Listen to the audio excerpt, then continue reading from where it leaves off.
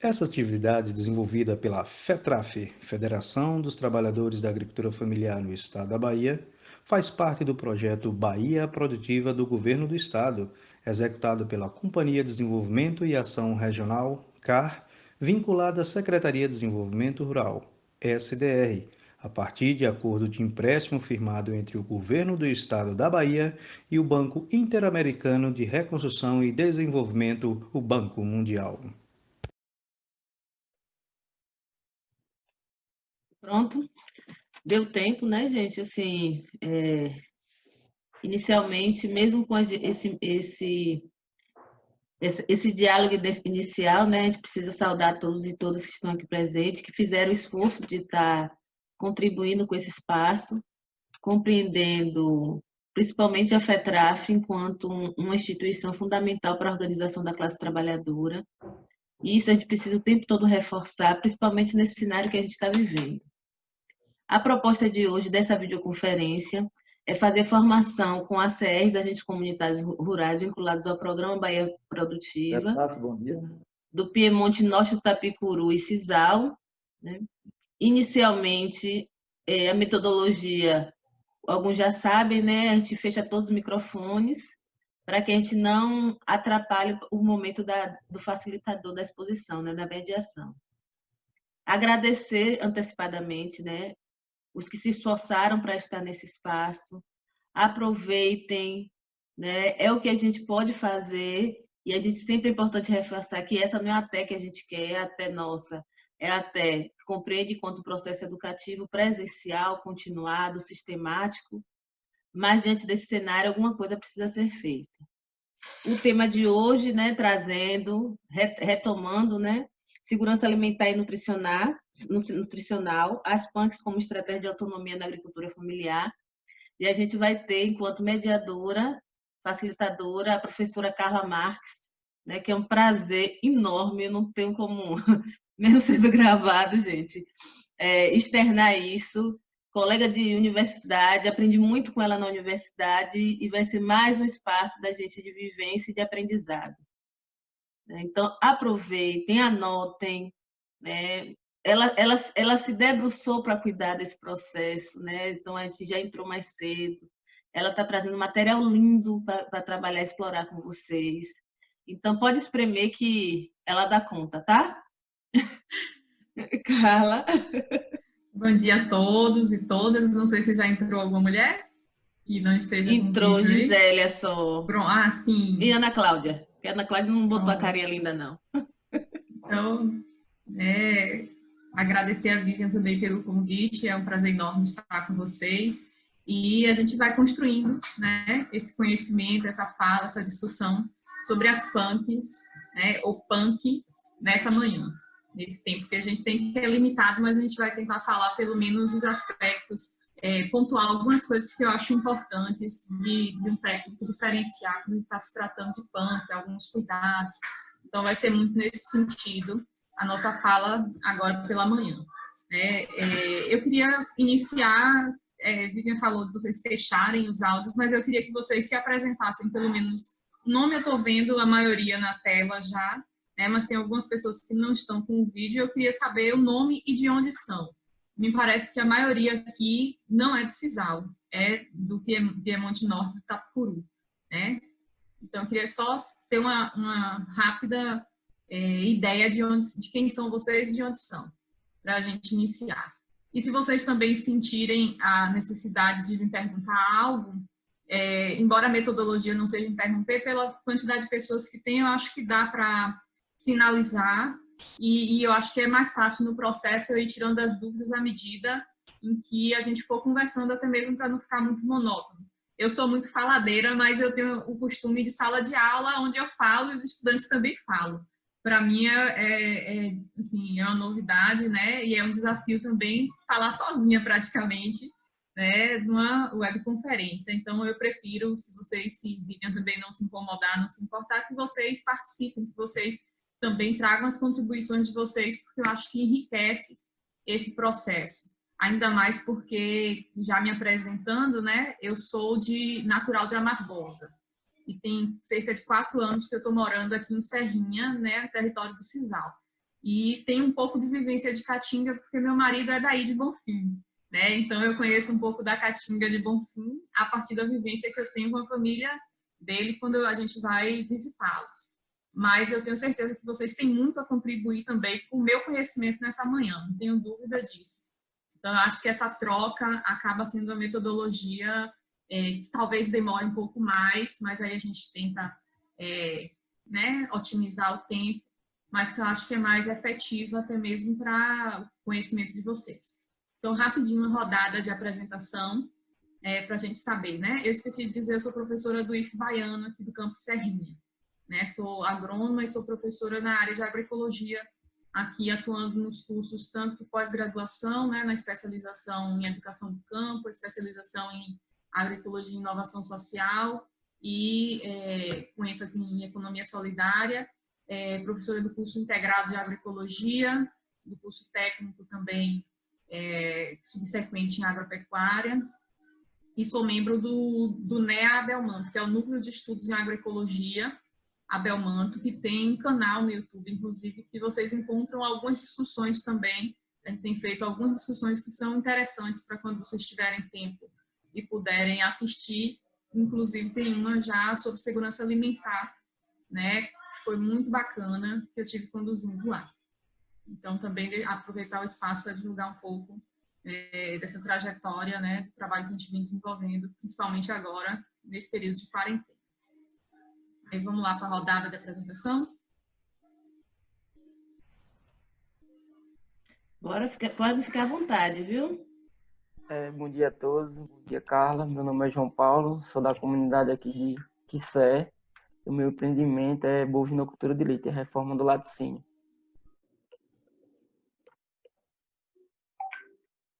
Bom dia a todos. Vivi, inicialmente, antes de me apresentar, a Gisélia estava pedindo para adicionar ela. Ela tem que pedir. Ah, agora que chegou aqui. Tá. Então, viu. Meu nome é João Luiz, sou vizinho do município de Serrinha, sou daqui de Araci.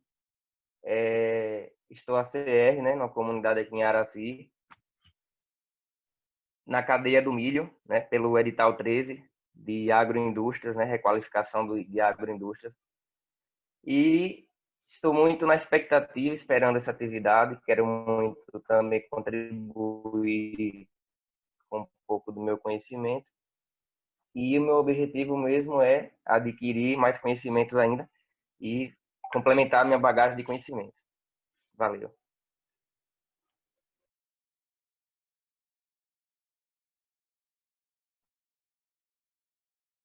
Bom dia.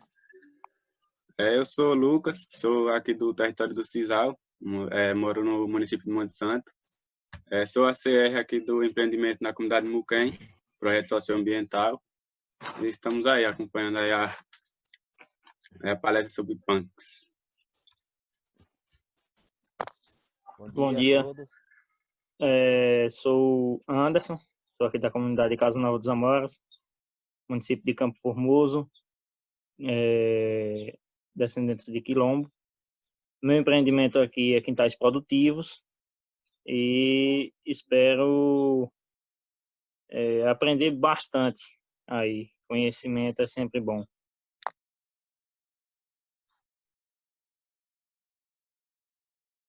Mais alguém? Tem mais. Bom dia. Bom dia, Paulo. Fala.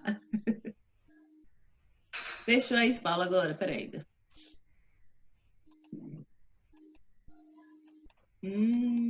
Cadê? Deixa eu ver aqui. Abriu. Bom dia a todos. Carla, eu me chamo Paulo César, sou aqui da comunidade de Pereiros, aqui de Senhor do Bonfim, e o projeto da gente aqui é Galinha Caipira.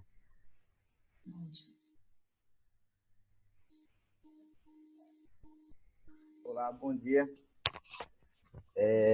Eu me chamo João Naelson, sou do município de Caldeirão Grande. Estão me ouvindo, né? Sou do município de Caldeirão Grande, terra do Licuri, né? Mas estamos no projeto, na comunidade de Buqueirão, na cadeia da mandiocultura e, como diz João aí, voltada para indústrias, né? Então, vamos trabalhar com mandiocultura, vamos industrializar a nossa casa de farinha lá. Inclusive, no decorrer dessa reunião, quero até tirar uma dúvida com o Ailton mais na frente aí, que veio lá do nosso presidente, né? E estamos aí para adquirir novos conhecimentos com você, Carla, e jogue duro. Estamos aqui também para, como é que diz, como diz você, né? Passar para você o que a gente tem de novos conhecimentos e adquirir com você os novos, porque eu sei que daí vem muita coisa, né? E estamos aí, vamos lá.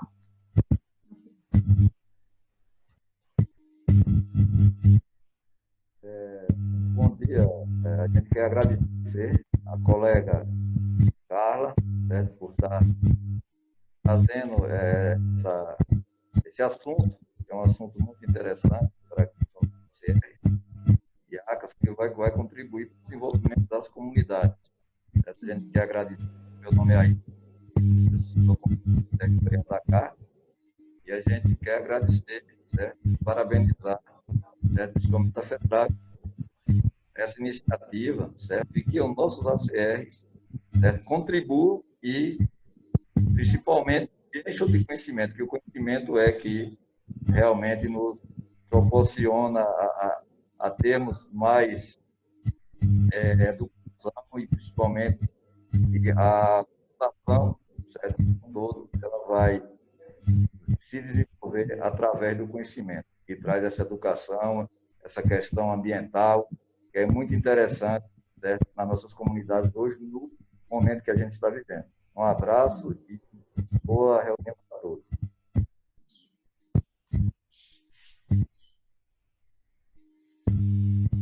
Bom dia a todos. Eu me chamo Sidney, resido no assentamento Serra Verde, Terra do Bonfim, e ACR da comunidade Curadeira. O empreendimento é kit de irrigação. Alguns de nós ACR já participamos de formação sobre o SAM e é um assunto muito interessante e estou ansioso aqui para adquirir novos conhecimentos.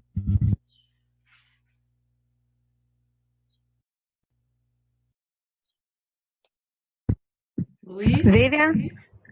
A Gisélia, venha, fala. Eu só queria que vocês me atualizassem o que foi feita a pergunta para mim poder responder. Porque... Apresentação, Flor, comunidade, empreendimento. Pronto. Eu me chamo Gisélia, sou a PR aqui da comunidade Tapera, município de Monte Santo, e o nosso empreendimento é fruticultura. Ô, Vivian, Luiz Fernando tá ligado aí ao microfone. Olá, bom dia. Me chamo Luiz Fernando, sou a CR da Associação de São João, município de Andorinha. O nosso projeto aqui é o beneficiamento do licuri. Beleza. Pronto? Ou ainda tem mais alguém que não se apresentou? Tem 3 pessoas. Tem a Ana Cláudia, que não apareceu a câmera, que é a diretora nossa da FETRAF. Amanhã ela vai estar na mediação, né, da videoconferência. Rubinaldo e Bruna, que eu acho que são seus alunos. Rubinaldo e Bruna eu conheço já. Pronto. Bom dia. Deixa eu ver, bom dia. Quem falou bom dia? Bom dia foi Tony. Tony, fala. Bom dia, sou Tony Clécio, do povoado de Lagoa do Peixe, município de Senhor do Bonfim. E o empreendimento aqui da comunidade é sobre polpa de frutas. E pretendo, nesse momento, estar adquirindo conhecimentos. Tony. Obrigada, Tony. Agora, meu povo, né, da FETRAF, cadê? Olá, bom dia, Carla. Seja bem-vindo. Mais uma vez. Sou Márcio. Sou técnico de campo da FETRAF e aí nessa luta aí no Bahia Produtiva.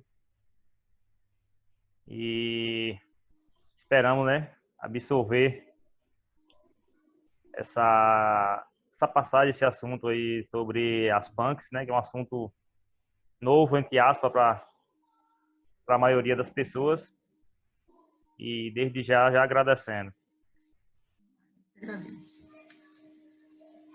Então, bom dia, Carla. Reiterar aí as boas-vindas, né, agradecer muito por sua colaboração com a discussão com essa temática. Meu nome é Saulo Amorim, né, estou coordenador pedagógico da FETRAF, junto ao projeto Bahia Produtiva.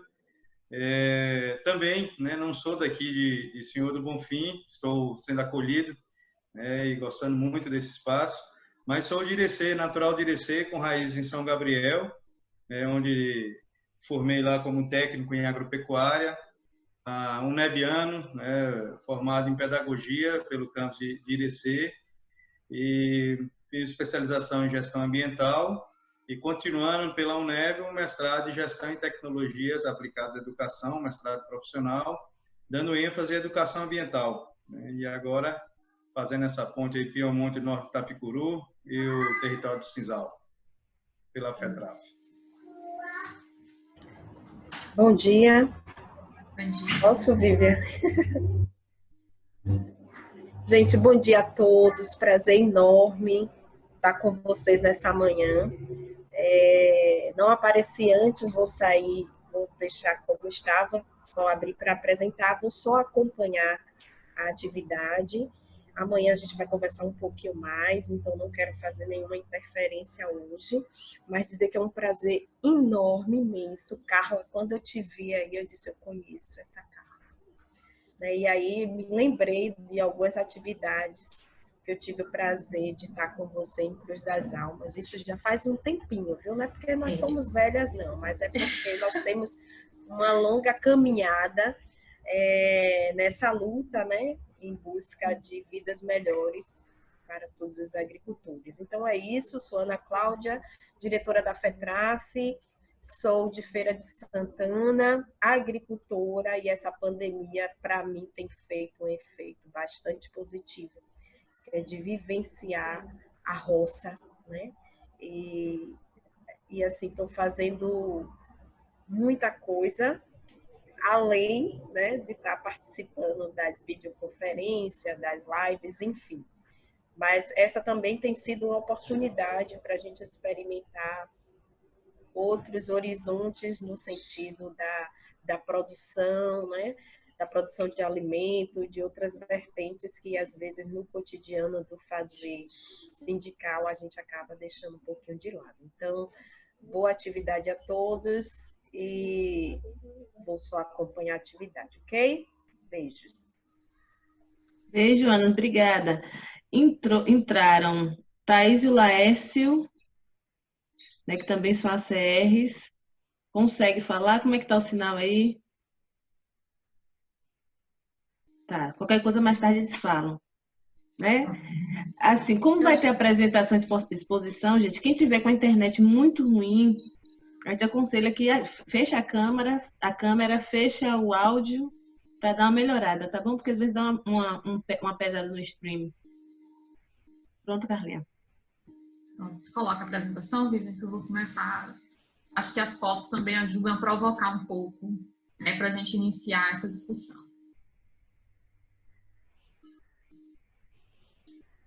Será que demora para...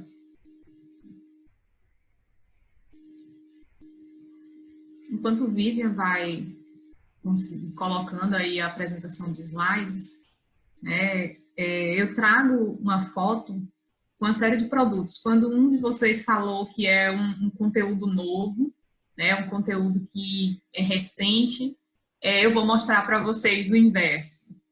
A minha proposta é mostrar para vocês que vocês conhecem as PAN. Talvez vocês não conheçam, a terminologia pode ser nova, ou muitas vezes a forma de lidar pode ser recente. Mas eu tenho certeza que vocês observando essa mesa aí cheia de produtos, né, todos esses produtos foram comprados na feira municipal, na feira livre daqui de Serrinha, né, e comprados em um único sábado. Então, dependendo da época, a gente consegue encontrar uma variedade muito grande de produtos nas feiras livres. Eu sei que a Feira de Bonfim e da região também deve ter os seus produtos locais, os seus produtos cotidianos, porque a alimentação faz parte da nossa cultura, né? Faz parte daquilo que é valorizado, que é produzido pelo agricultor e também daquilo que é consumido, daquilo que as pessoas têm interesse e demandam esse consumo, né? Porque se ninguém quer comprar, o agricultor não leva para a feira para comercializar. Então, pode passar, Vivian, a imagem, por favor? A mais inteira, né? Então, aí a gente tem produtos como o caxixe ou caxi, né? Tem uma couvinha pequenininha das folhas pequenas aí abaixo do caxi, acima tem o maracujá do mato, o maracujá de boi, tem o licuri verde, tem esse pepino doce, pequenininho, tem um tomate cabacinha ou tomate pera, esse amarelinho, né? Tem a jabuticaba, tem a beba, e tem lugares que o pessoal chama beba, daquela fruta que, se a pessoa consumir demais, ela madura, a pessoa fica com a sensação de tontura semelhante à embriaguez, né? Tem aí o tomatinho vermelhinho, esse que o pessoal chama tomate do quintal, né? Que muitas vezes não valoriza. Tem o tamarindo, o maxixe, a maria pretinha, um agriãozinho, o andu, as favas, né, mangalô e a trançagem, que é essa folha maior aí, que vocês vão ver que a maioria das plantas, quando a gente pensa punk, muitas vezes vem à nossa cabeça as punk que são mais difundidas por alguns materiais produzidos em outro eixo do país.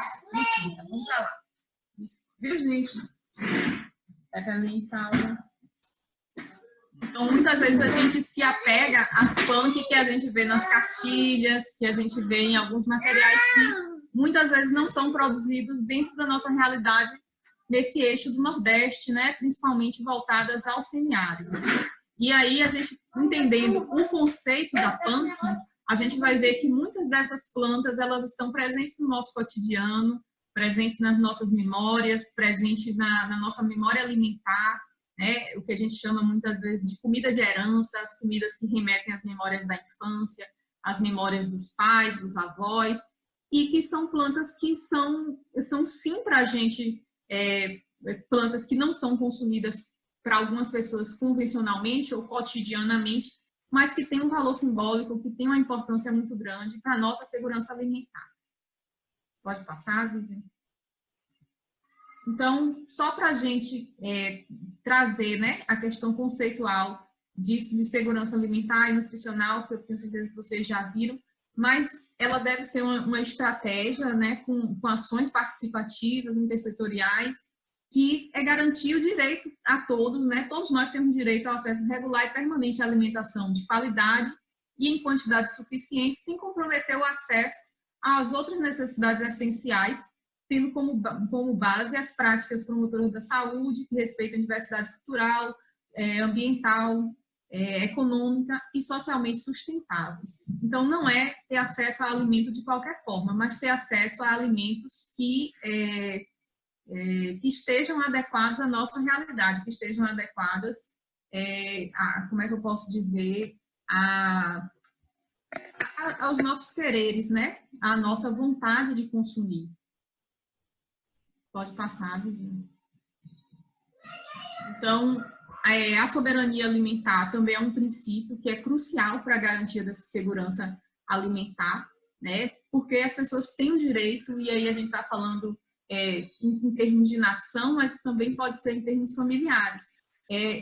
Isso quer dizer, né, que as pessoas têm o direito de definir quais são as políticas, com autonomia sobre o que vai produzir, quando vai produzir e em que condições vai produzir. Então, quando a gente observa a nossa realidade hoje, né, a realidade da agricultura familiar, muitas vezes ela vem sendo podada nesse sentido tanto de ter a segurança alimentar, porque é participativo, né, não é só uma questão de política pública, não é só uma questão de que os governos vão se atentar a isso, mas é muito também da família ter visualizar isso como uma coisa importante.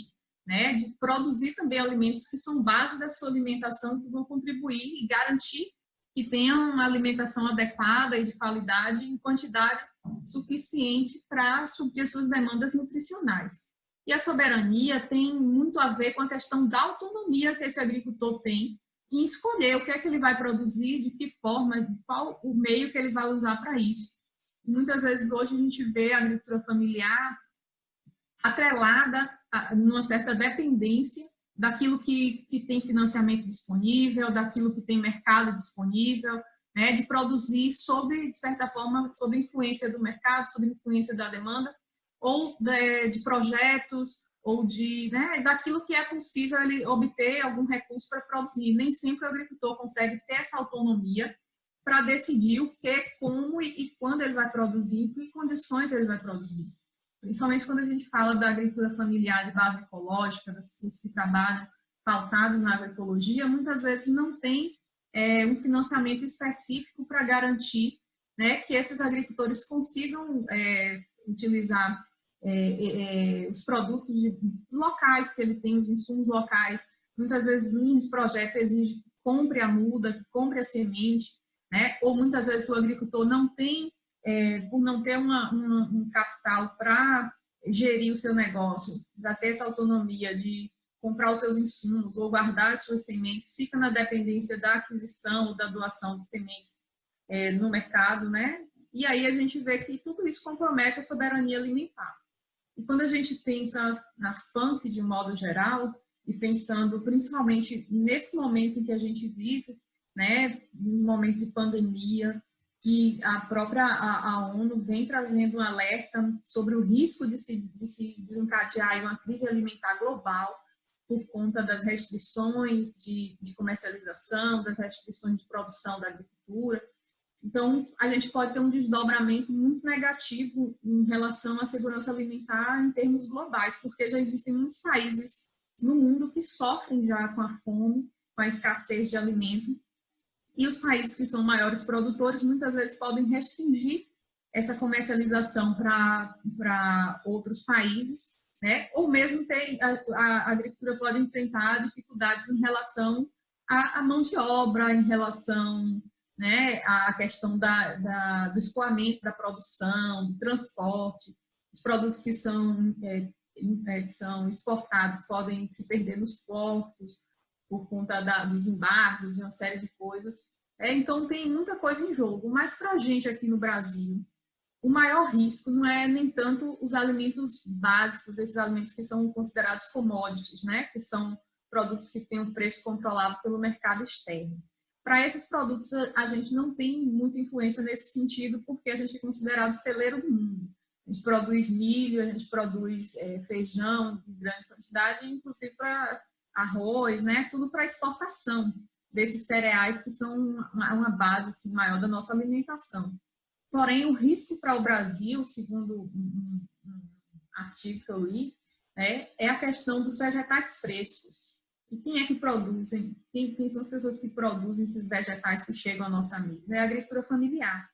Então, o risco dos agricultores familiares não conseguirem colocar no mercado, né, comercializar e gerar renda a partir dos seus produtos e de não ter condições financeiras de comprar semente para produzir para uma safra seguinte, é um risco iminente, né? Principalmente a questão dos vegetais, de hortaliças, né? Plantas que precisam que são de um ciclo mais curto de produção e que são mais intensivos nessa necessidade de sementes, né? A fruticultura muitas vezes já estando estabelecida, ela vai produzir por alguns anos. Então, às vezes, o agricultor tem um prejuízo, mas a planta a cultura já está implantada em campo. Então, ele, mesmo que tome um baque nesse momento, porque a comercialização muitas vezes é reduzida, né? A gente tem aí uma situação de, muitas vezes, cidades em que as feiras livres foram prejudicadas, muitos restaurantes, hotéis e tal, que o funcionamento caiu muito, então, que muitas vezes eram locais onde o agricultor entregava os seus produtos e que não está absorvendo essa produção. Então, a gente também tem um desdobramento importante dessa crise, né, da pandemia na questão produtiva da agricultura familiar. E aí, quando a gente trata de um conceito como segurança alimentar, né, que é também construído pelo agricultor, né? Claro que exige políticas públicas e a gente sabe que não são suficientes, porque a gente não precisa de segurança alimentar só para quem mora no campo, mas quem mora na cidade muitas vezes é mais prejudicado num momento como esse, né? Porque tudo precisa comprar. Mas a gente tem também uma realidade de muitos agricultores que estão no campo, que poderiam cultivar uma variedade, uma diversidade maior de alimentos e que não está fazendo, né? Que pode estar, de certa forma, passando batido nesse sentido e que, nesse momento, precisa despertar para a necessidade de produzir alimentos para o seu consumo, para o consumo de alimentos de qualidade da sua família. Uma outra questão é a gente pensar essa soberania numa perspectiva da agroecologia, a questão também da menor dependência possível de insumos.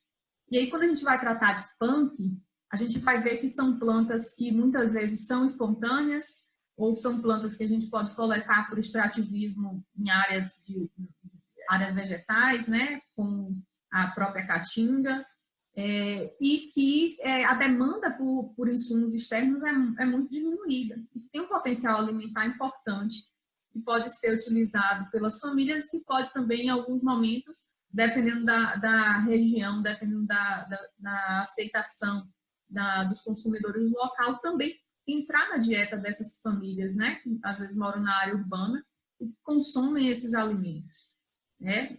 Então, a discussão acho que pode girar em torno disso aí. Passa para mim, Miriam, por favor.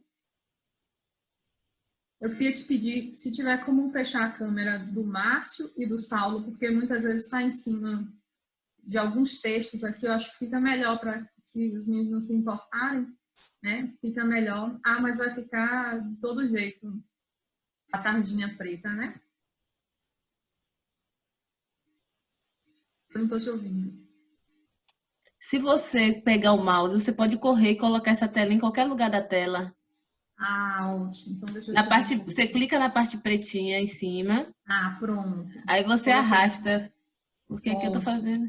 Aí pronto. Beleza. Então, a gente hoje passa por um processo também de crise alimentar por conta de um processo que o capitalismo foi cruel no sentido da padronização alimentar. Muitas vezes a pessoa vive no campo, mas a sua alimentação já não é pautada nos hábitos, né, na cultura como foi criada. A cultura é uma coisa dinâmica, é uma coisa que se modifica ao longo do tempo e das influências, dos valores, né, de todos nós que consumimos, que decidimos o que vai colocar na mesa para comer.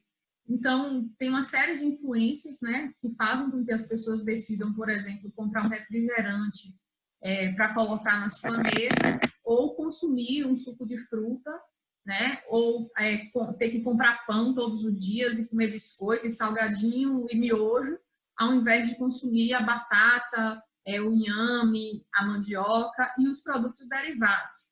Então, isso tudo faz parte de decisões políticas, né? Comer é também um ato político, é cultural e essa cultura ela é modificada a partir do ambiente em que se vive, dos valores que se constrói, das relações que esses homens e mulheres desenvolvem com a natureza e também com a sua sociedade, com a sua comunidade.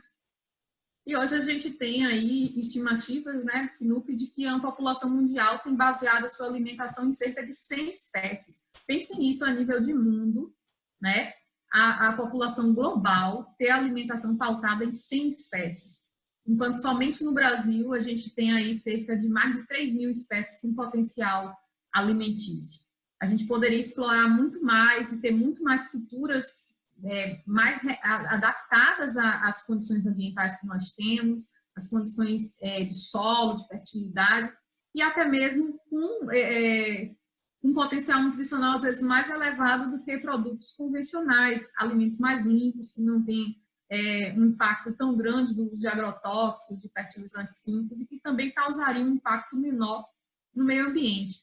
Então, se a gente pensar a nível global, essas 100 espécies, né, que o mundo inteiro acaba demandando para a sua alimentação, elas têm que ser produzidas em larga escala, elas têm que ser produzidas muitas vezes em condições de desmatamento, de exploração do trabalho humano, de uma série de coisas que a gente, né, defende que não deveriam existir da forma como existe. Mas, infelizmente, é um processo que a gente precisa ter um trabalho de formiguinha para ir pautando junto à agricultura familiar outras formas de ir desenvolvendo valores, resgatando valores que contribuam para que a gente tenha uma autonomia também naquilo que a gente decide consumir, naquilo que a gente decide comprar. Pode passar. Né? Na história da humanidade, aí, das 30 mil espécies de plantas comestíveis existentes, entre 6 e 7 mil foram cultivadas para produzir alimentos, foram desenvolvidas, né, formas de cultivo, e se conhece a forma de cultivo. E aí, esse aqui já é um dado da FAO, que fala em 170 culturas, que tem uma escala comercial mais significativa a níveis globais de produção. Se a gente for listar de tudo que a gente consome, talvez a gente consiga chegar perto aí de 100 espécies, mas a maioria delas seriam plantas alimentícias não convencionais. A gente não encontraria com facilidade no mercado para comprar, ou às vezes não teria semente disponível, não teria essa possibilidade assim tão facilmente de aquisição. Né? Eu não sei se vocês conhecem, eu estou sem o meu livro do Knuth aqui, que é um pesquisador, pode passar, Vivian, que eu acho que já está falando no slide seguinte. Ele é um pesquisador das FAMP, né, assim, referência, e só no livro dele, com plantas do Brasil, assim, nativas e que são facilmente encontradas no Brasil, tem cerca de 300 e quase 400 espécies de plantas que têm um potencial alimentício que a gente pode consumir, fora as que são comumente encontradas e comercializadas. Então, é um rol de possibilidades, né, que a gente tem de alimentação e que muitas vezes não é acessado, não é utilizado por falta de conhecimento. Né? E aí, mais uma informação aqui, que ainda mais surpreendente é que dependemos de apenas 30 dessas culturas para fornecer as calorias e nutrientes de que precisamos todos os dias. E mais de 40% da nossa ingestão calórica diária vem de 3 culturas básicas: arroz, trigo e milho.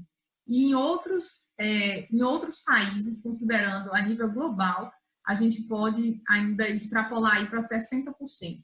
Porque tem países em que o consumo de arroz, trigo e milho é ainda superior ao que a gente consome aqui no Brasil, porque aqui pesa muito a questão do feijão. O feijão tem uma contribuição muito grande que em outros países não existe essa cultura. E aí, quem que são os responsáveis, né, por essa padronização alimentar? Um dos responsáveis, talvez o mais agressivo dele, seja a questão do agronegócio, né, porque muitas vezes concentra terras e impede os agricultores familiares de ter acesso a um bem que é necessário para se ter autonomia daquilo que se produz, né, e é o que fornece produtos para a indústria, e a indústria tem um apelo obsessivo por padronizar a nossa alimentação para que todo mundo consuma os mesmos produtos, porque tanto faz comprar no supermercado aqui em Serrinha ou em Bonfim ou em qualquer outra cidade, né? Em qualquer lugar do país que a gente vai encontrar os itens básicos, a cesta básica acaba sendo a mesma coisa. Isso também se deve, e é um ciclo, né? Acaba padronizando o nosso gosto, a nossa alimentação, e que muitas vezes os nossos filhos vão perpetuando isso, e quando a gente tem um alimento disponível e diferente na mesa, né, uma punk, por exemplo, muitas vezes acha que não gosta, porque já está tão acostumado a consumir sempre os mesmos produtos, e muitas vezes produtos ultraprocessados, ricos em sódio, em açúcar, com carboidrato muito disponível, que faz uma ruína na nossa saúde, mas que são alimentos que são pensados pela indústria, né, exatamente para a gente ficar viciado, exatamente para acostumar o paladar. E as crianças, muitas vezes, desde muito cedo, são alimentadas com fórmulas e com produtos ultraprocessados que acostumam o paladar a tomar cremogema, a tomar mucilon, produtos que são muito doces e ricos em carboidrato vazio, né? Então, se a gente desenvolve uma cultura alimentar diferenciada, onde se oferece desde criança, se oferece nas escolas, não só do campo, mas nas escolas da cidade, não só conhecimento, mas se oferece uma alimentação rica, uma alimentação nutritiva, uma alimentação variada para essas crianças, a gente vai quebrando um pouco dessa padronização do gosto. Porque, claro, que todas as pessoas têm seu gosto peculiar por determinados vegetais, por determinados alimentos, e outros não. A gente tem uma gama de possibilidades que muitas vezes as pessoas não se permitem sequer experimentar, se quer conhecer, né? E uma outra questão são normas sanitárias obsoletas, porque muitas vezes são normas sanitárias que até pouco tempo era proibido, por exemplo, o agricultor produzir sua própria semente.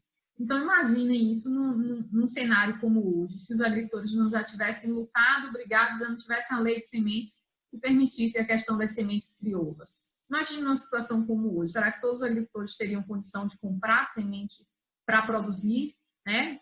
Milho agora para o período junino? Então, muitas pessoas dependem das suas sementes tradicionais, das sementes que são passadas de gerações por gerações, e essas normas sanitárias muitas vezes impedem a produção de alimentos tradicionais, o beneficiamento desses alimentos pela agricultura familiar, e que a gente sabe que nem sempre é por conta de um risco à saúde, mas muitas vezes por conta de quem formula essa legislação, são as mesmas pessoas que dominam essa cadeia alimentar, que dominam a indústria de alimentos e que formulam leis voltadas para grandes empresas, que não atendem à agricultura familiar, que vai produzir uma pequena quantidade e comercializar localmente, que não teria assim, impacto em termos nacionais, né? Se fossem leis mais adaptadas, mais reais para as condições, né, da agricultura familiar. Pode passar.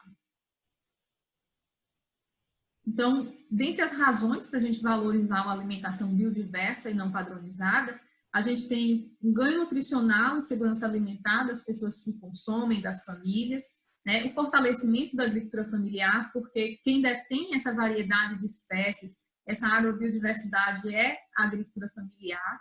A valorização do conhecimento tradicional, porque por mais que a gente tenha cartilhas e pesquisadores falando sobre punk, falando sobre agrobiodiversidade, os guardiões dessa biodiversidade, dessa agrobiodiversidade são os agricultores, né? E a forma de produzir, a forma de consumir, a forma de coletar, o período, tudo isso passa muitas vezes, com certeza, pelo conhecimento tradicional. São os agricultores que sabem mais do que qualquer outra pessoa, né, qual é o período que determinada fruta aparece e que condições ambientais é que favorecem o desenvolvimento dessas frutas ou não. Então, esse conhecimento, muitas vezes, ele acaba sendo descartado, ele acaba sendo negligenciado, e a gente vai perdendo a oportunidade de conhecer materiais que são riquíssimos em termos nutricionais para a nossa alimentação.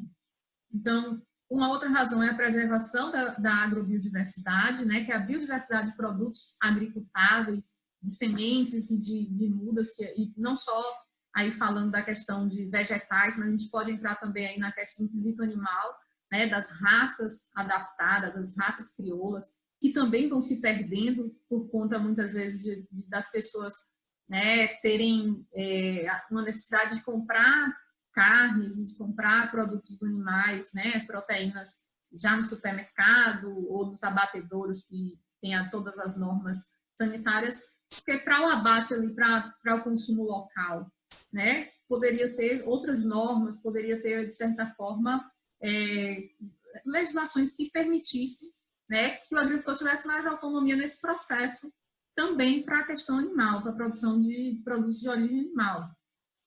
E um outro quesito é a preservação dos recursos naturais, como água, solo e biodiversidade.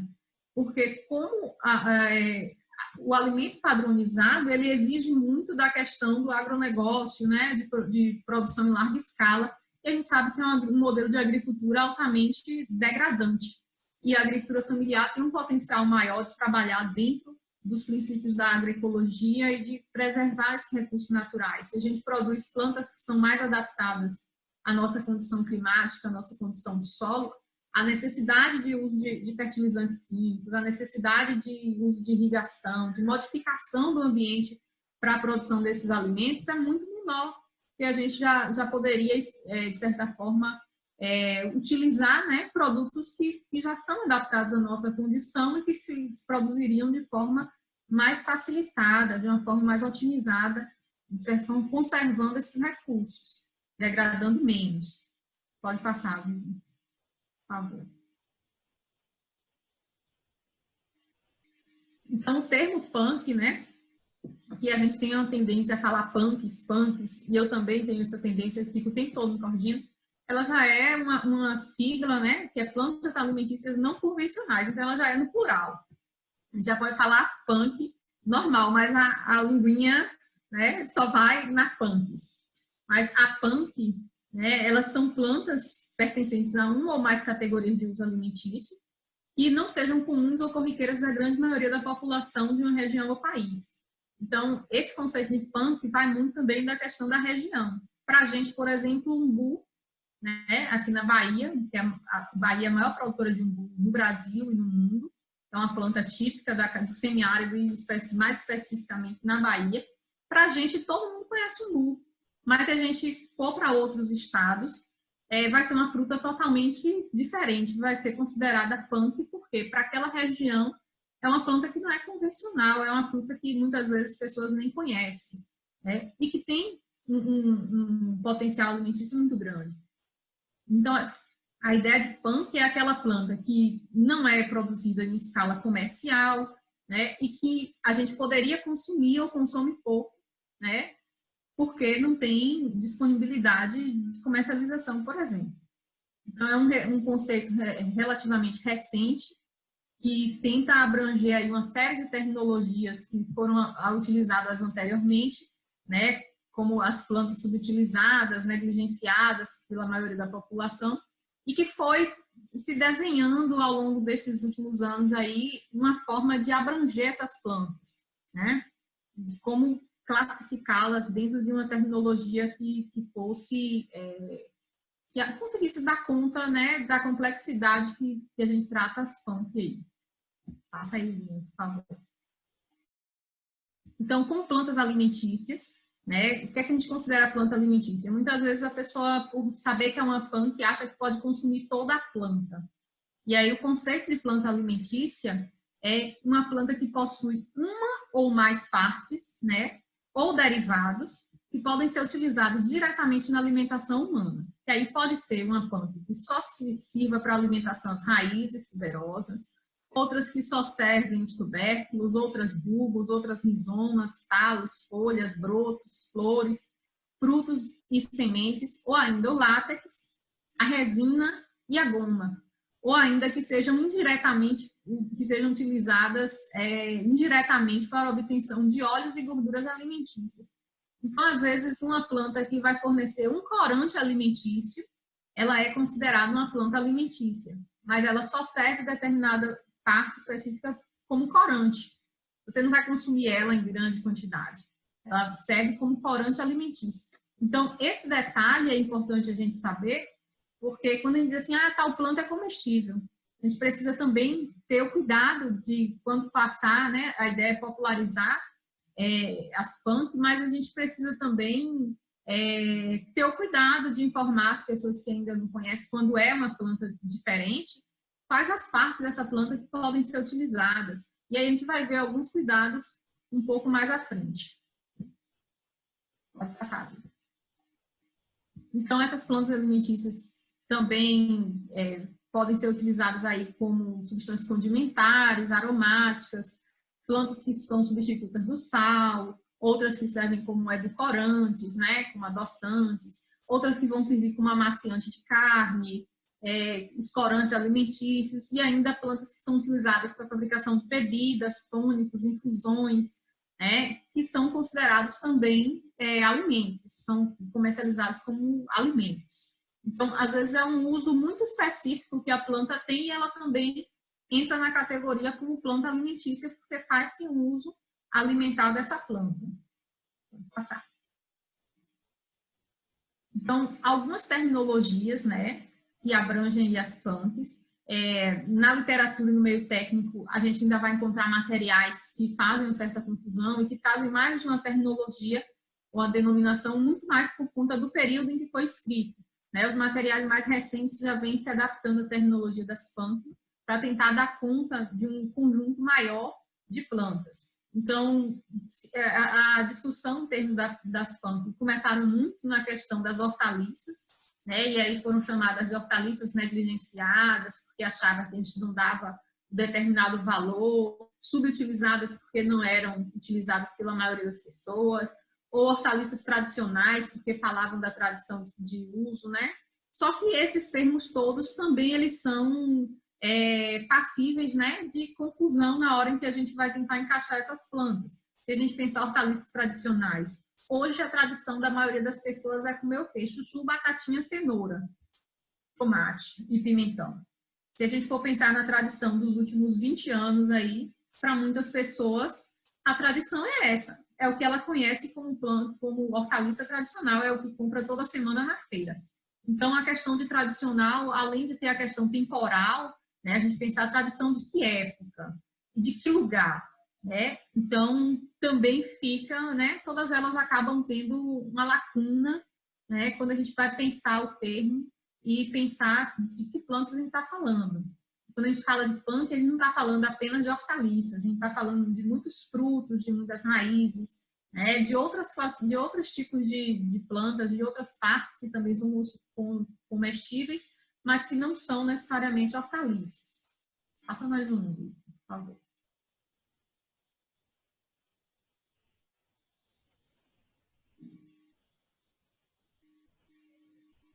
Então, também foram chamadas de plantas alimentícias alternativas, né? Alimentícias silvestres, regionais, espontâneas. A gente vai ver que muitas das punk, elas são também espontâneas, algumas são regionais, outras foram introduzidas, né? Foram vindas, principalmente com os negros, né? Com outros povos que vieram para o Brasil, que trouxeram suas sementes na bagagem, que trouxeram a cultura alimentar também com essas plantas.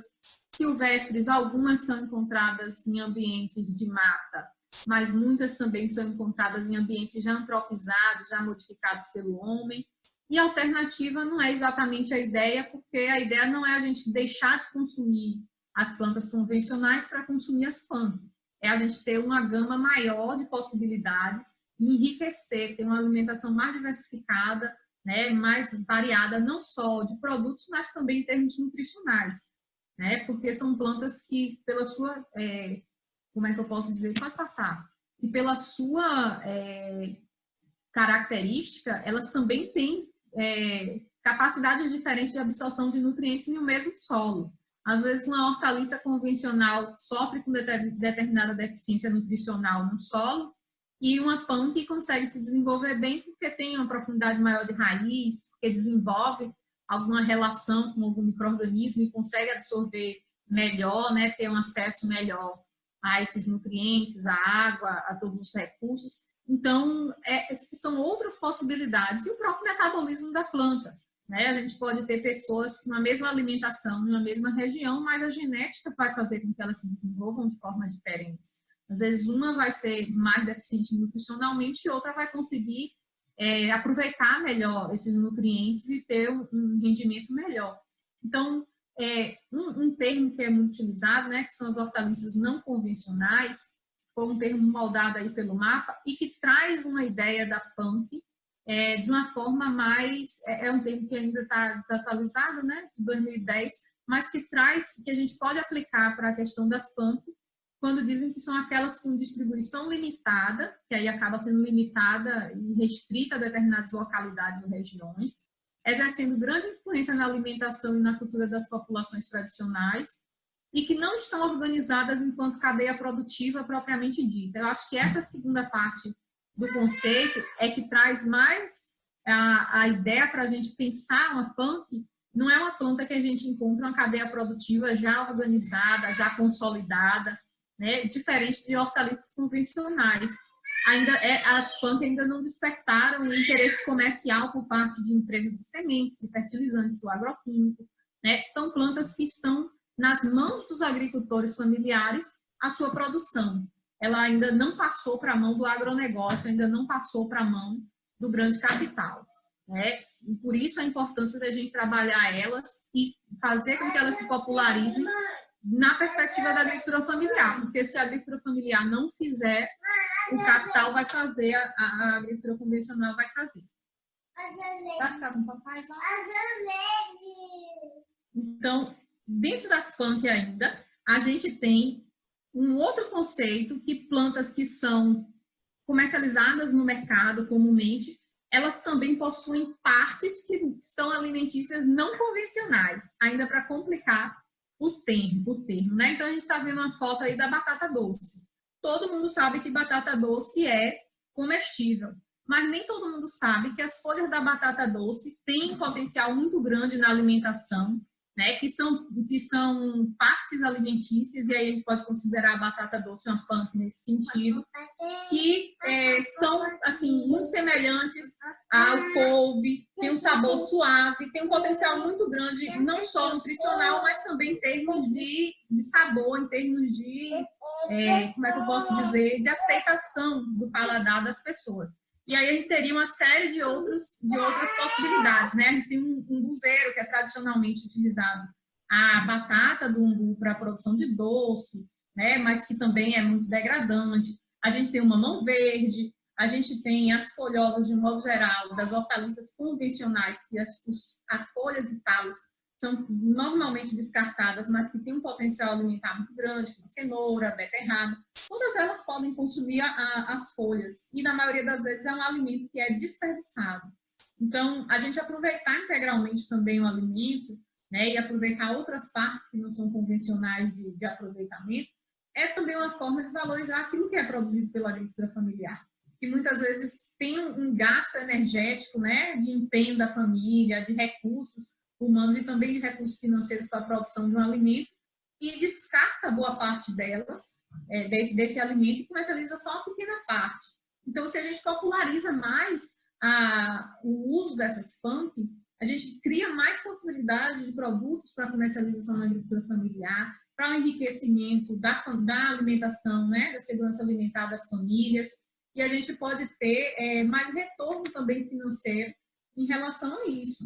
Né? As pessoas conhecendo podem demandar também consumir as folhas da batata doce ou qualquer outra parte. Tem o coração da bananeira, né? O mangará, que também é um produto que vem sendo muito consumido, mas que não faz parte, na maioria das vezes, da nossa cultura alimentar. Muitas das pães que hoje têm ganhado uma vertente, um viés muito gastronômico, muito voltado ao nicho de mercado das pessoas que visam uma alimentação saudável, dos veganos, dos vegetarianos, e para a gente aqui no Nordeste, né? Você dizer, vai tomar suco verde, vai fazer pesto, vai, sei lá, fazer alguns alimentos que não são comuns.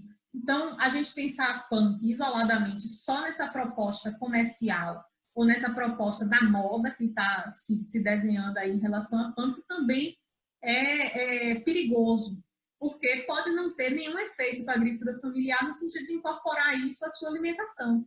Por quê? Porque dentro da segurança alimentar a gente não pode pensar só aquilo que é nutritivo ou só aquilo que é acessível.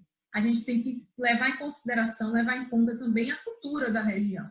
Então, e uma outra questão é que também muitas dessas pump que são mais divulgadas, né, que tem mais materiais disponíveis, são pump que para aqui, para a região, não são adaptadas ou não são conhecidas da grande maioria da população. Então, essas plantas elas precisam ter um sentido da relação homem-natureza, tem que ter um sentido da pessoa dizer, eu vou consumir determinada planta. Difícil um agricultor familiar hoje dizer, vou fazer uma salada e colocar flores de capuchinha. Né? Se a pessoa tiver a capuchinha disponível no quintal, ela até experimenta como. Mas não é uma coisa que está dentro da realidade, que está palpável. Que vai ser uma coisa assim, né? Como é que eu posso dizer? O agricultor vai visualizar e entender a importância daquilo. Então, é muito melhor para a gente buscar conhecer quais são as pump daqui do semiárido, quais são as pump de Bonfim, as pump daqui do território do Cisal, né? Eu falo Bonfim, mas a região aí do Itapicuru Norte, para a gente ressignificar a importância e o valor dessas plantas na alimentação local. Porque eu imagino que os ganhos são muito maiores para a alimentação dessa agricultura familiar e das pessoas que vivem no entorno, que já têm a cultura de consumir determinados alimentos ou já consumiram no passado e tem essa vontade, esse desejo de voltar a consumir. Eu acho muito mais interessante do que se construir do zero a cultura, por exemplo, alimentar das pessoas começarem a comer ora pro nobis aqui no semiárido. É uma planta que se adapta muito bem, mas poucas pessoas vão se adaptar. Por quê? Porque não tem um hábito, não tem um costume, não tem memória disso. Então, é muito mais fácil você convencer a pessoa a comer, por exemplo, um caruru, né, o bredo, ou comer a beldroega, a língua de vaca, do que consumir uma coisa que ele nunca comeu, nem os pais deles comentaram que comiam, né? A gente carrega muito dos traços familiares na bagagem alimentar. A gente aprende a comer comendo, a gente aprende a comer aquilo que os nossos pais nos ensinam a comer porque comem, né? Claro que todo mundo está aberto a possibilidades e pode experimentar e gostar, e que também o mercado é muito moldável em relação a isso. Mas a gente precisa pensar por onde começar, né, na agricultura familiar a discutir punk, né, para que isso tenha sentido para o agricultor, para que a gente não passe por cima daquilo que é a sua soberania, a sua autonomia de decisão do que vai produzir, quando vai produzir, para quem vai produzir. E nem todos os agricultores familiares têm interesse, por exemplo, de produzir flores para comercializar para uma rede de hotéis, uma rede de restaurante, para enfeitar a salada, né, de pessoas que vão poder pagar por uma salada enfeitada cheia de flores. Então, para a gente, talvez seja muito mais interessante pensar aquilo que é local, aquilo que está disponível, e depois pensar outras possibilidades para ir incrementando, né? Pensar primeiro na alimentação da família e depois na comercialização. Dentro do viés da agroecologia, eu acho que isso faz mais sentido, não só para vocês enquanto técnicos, para mim enquanto técnica, mas também para o agricultor familiar vai fazer mais sentido, pelo menos para inicialmente a gente pautar essas questões pensando na PAMP, voltada para a segurança alimentar, para a soberania alimentar, ainda mais nesse contexto, né, de muito desemprego, de muitas pessoas sem poder comercializar seus produtos, e pensar a ressignificação desses alimentos que muitas vezes são relacionadas ao atraso cultural, muitas vezes são relacionadas à fome, à pobreza, à escassez. Então, também é uma questão muito delicada de se trabalhar dentro da agricultura familiar, porque muitas pessoas trazem as suas memórias, né, de um período de fome, de um período de seca, dos relatos da família, do que é que consumia no período que não tinha nada para consumir. Então, essas questões também são culturais. Para um agricultor, muitas vezes, consumir... Eu já tive relato de alunos, né? Eu trabalho com punk com eles, e já tive relato de aluno que foi conversar com a mãe, conversar com a avó sobre punk, e os pais começaram a chorar. Porque lembrava, por exemplo, que no período de fome comia maracujá, saía para procurar maracujá de boi para comer com sal, porque não tinha nenhum outro alimento disponível. Então, às vezes, a discussão de punk fica muito no nível romântico da coisa, né? Fica muito na questão de que é bonito, de que é nutritivo, mas tem outros aspectos que a gente precisa ter uma certa sutileza, dependendo de onde a gente vai trabalhar e do como vai trabalhar, porque pode desencadear também gatilhos emocionais nas pessoas, principalmente nesse momento de acessar memórias de muita escassez, de muita pobreza. Então, a gente precisa ir valorizando aquilo que já é conhecido pela comunidade, aquilo que já é consumido, e depois, a partir do que já é feito localmente, a gente ir expandindo as possibilidades com esses agricultores para que a gente não vá, de certa forma, interferir de uma forma muito incisiva na sua cultura alimentar. É claro que o fato da cultura ser moldável traz essa possibilidade, né? Porque muitas culturas na região, no rural, já está muito modificado pela cultura urbana, pela cultura dos ultraprocessados. Muitas pessoas precisam, de fato, ressignificar a sua cultura alimentar, de certa forma, até mesmo resgatar esse conhecimento tradicional acerca da alimentação, né, das informações de seus pais, de seus avós, até mesmo como forma de resiliência, como forma de sobrevivência num período desse, em que a gente pode passar por uma crise maior, que a gente não sabe o que nos espera, e a pessoa que tem esse conhecimento, de certa forma, ela tem estratégias de sobreviver a um período de maior escassez. Então, tentar ver como os agricultores podem ver a partir dessa perspectiva, né, que muitas vezes pode ser definitivo e pode ser um divisor de águas entre a vida e a morte para muitas pessoas. Né? Saber quais recursos pode acessar no próprio mato, no próprio quintal, para ter uma alimentação saudável. Porque em um período de crise da saúde também, muitas vezes a gente está consumindo alimentos que não estão nos fornecendo nutrientes necessários para uma saúde, para que a gente tenha saúde. A gente vai ver alguns exemplos de punk aí mais à frente. Deixa eu olhar a hora que eu converso. Eita, passa aí, Vitor. Plantas que, por exemplo, têm um potencial muito grande, que são consideradas por muitos como plantas medicinais. A transagem é um exemplo disso. Eu cresci tomando chá de transagem para a garganta, né? Eu tinha muita crise de garganta, mas eu nunca sabia que poderia comer. Inclusive, a tradição dizia que tinha que gargarejar e cuspir, que não podia engolir, ou bebia só um pouquinho. E aí você descobre que a trançagem pode ser consumida como couve. A pessoa não vai comer trançagem todos os dias da semana, 365 dias no ano. Mas o dia em que ela insere a trançagem, um dia ela insere a trançagem, no outro dia insere a folha de batata doce, todas elas têm propriedades que vão além da questão nutricional. Tem muitas dessas plantas que são consideradas hoje, que vem sendo feitas pesquisas, são consideradas como superalimentos. São alimentos que trazem benefícios além da questão nutricional para o nosso corpo, trazem também antioxidantes, trazem uma série de outras substâncias que ajudam o nosso corpo a ter mais saúde, que diminui a capacidade inflamatória do nosso corpo. Então, são plantas que a gente pode inserir na nossa alimentação para ter um corpo mais resistente, inclusive às inflamações, inclusive às cargas virais, né, ataques de bactéria e tudo mais que a gente está sujeito no dia a dia. Então, quanto mais diversificada é a nossa alimentação, mais possibilidades de absorção de nutrientes e de substâncias diferentes a gente tem. Pensando num momento como esse, a pessoa investir em comer, né? Eu ouvi uma vez de um nutricionista que eu achei fantástico, que a melhor dieta que existe para a pessoa ter saúde é a chamada dieta de Deus. Foi Deus que fez, pode comer? Coma, abençoe e coma. Porque é a dieta que dá resultado. Porque tudo aquilo que é natural, tudo aquilo que vem da terra, tudo aquilo que, claro, sendo comestível, a gente se alimenta, já é um ultraprocessado ou um processado a menos que a gente vai utilizar, já é um produto cheio de agroquímico a menos que a gente vai colocar na mesa.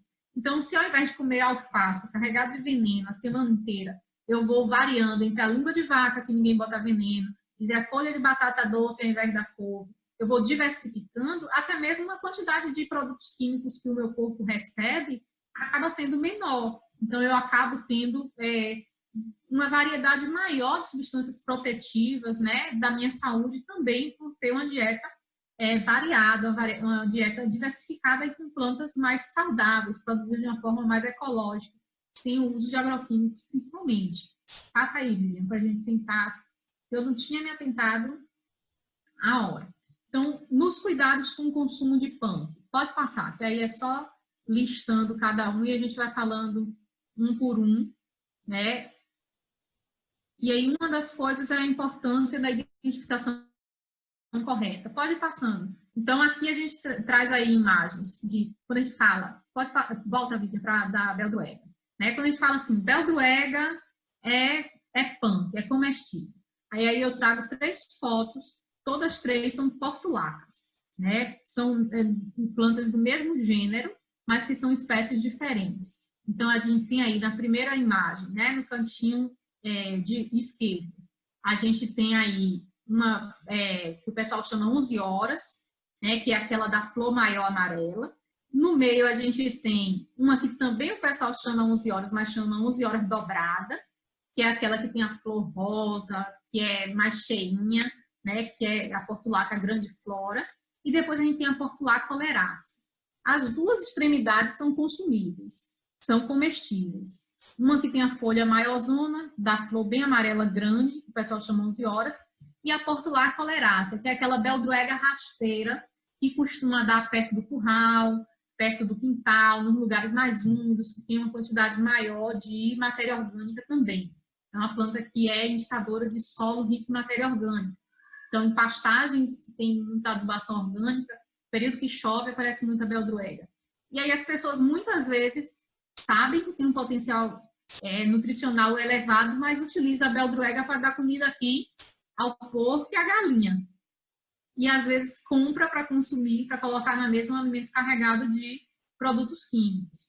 Então, a gente precisa... A portulaca grande flora, ela não é alimentar, né? E aí a gente tem, no semiárido, eu sei que tem aí, parece que uma beldroega de carneiro, alguma coisa assim que chama, que também é parecida, que dá uma lãzinha, mas que ela também não é comestível. Então, a gente precisa identificar corretamente. Se for uma planta que não tem na região, buscar principalmente a identificação pelo nome científico, pelas características da planta, mas também reconhecer a importância do conhecimento local.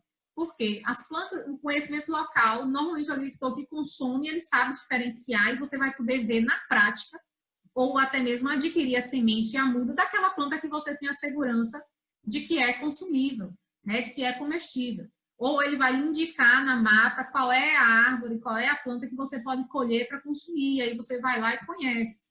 Então, o conhecimento local vai trazer muitas informações e agrupar esses agricultores, não agora, né, mas tentar de alguma forma conversar com eles a respeito, faz com que esse conhecimento local vá se aflorando, vá valorizando esse conhecimento local para indicar quais são as estratégias, quais são as plantas que são alimentícias ali naquela região, naquela comunidade que as pessoas já conhecem como produzir ou onde colher, né, os cuidados que precisam ter, como preparar para consumir, tudo isso também é muito importante dentro desse conhecimento tradicional. Pode passar. Aqui a gente traz, ó, plantas todas semelhantes, né? Da esquerda para a direita tem a serralha, o pincel de estudante, a alface do mato, a alface silvestre, radite, dente de leão e crepe do Japão. Talvez os mais conhecidos sejam a serralha, o pincel de estudante e o dente de leão, né? São mais comuns aparecerem nos nossos quintais, mas olha como são todas parecidas, né? Todas elas têm um sabor um pouquinho mais amargo, né? Típico do dente de leão, e são excelentes fontes de nutrientes para a nossa alimentação. Mas é importante conhecer, né? E aí tem materiais, e eu posso depois encaminhar para o e-mail de Vivian e ela passar para vocês. Tem muitos materiais disponíveis, gratuitos, né? Que permite a reprodução, que permite o compartilhamento disso de forma acessível para todo mundo, para que a gente possa, olha, esse mato que eu tenho no quintal é comestível, né? E enriquecer ainda mais a nossa alimentação. Pode passar.